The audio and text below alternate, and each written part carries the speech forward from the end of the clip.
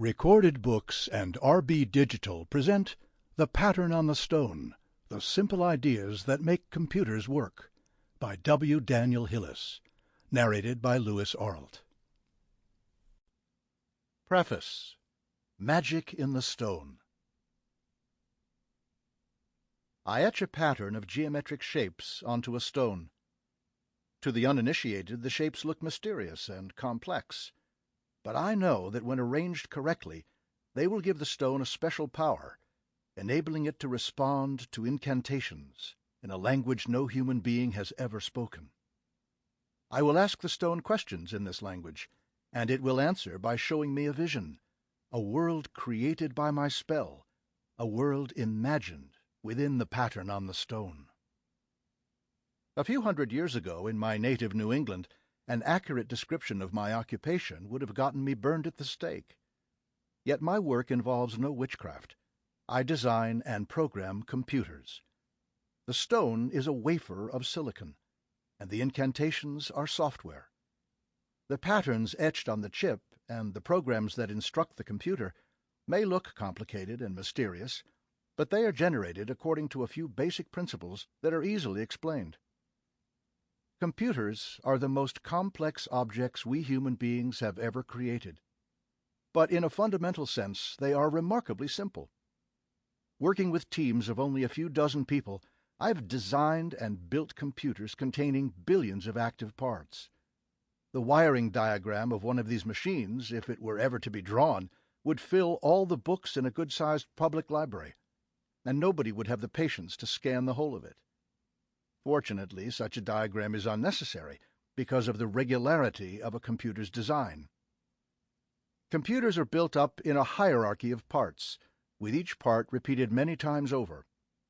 All you need to understand a computer is an understanding of this hierarchy. Another principle that makes computers easy to understand is the nature of the interactions among the parts. These interactions are simple and well-defined. They are also usually one-dimensional, so that the actions of the computer can be sorted neatly into causes and effects, making the inner workings of a computer more comprehensible than, say, the inner workings of an automobile engine or a radio. A computer has a lot more parts than a car or a radio does, but it's much simpler in the way the parts work together. A computer is not dependent so much on technology as on ideas. Moreover, the ideas have almost nothing to do with the electronics out of which computers are built. Present-day computers are built of transistors and wires, but they could just as well be built, according to the same principles, from valves and water pipes, or from sticks and strings. The principles are the essence of what makes a computer compute. One of the most remarkable things about computers is that their essential nature transcends technology. That nature is what this book is about. This is the book I wish I had read when I first started learning about the field of computing.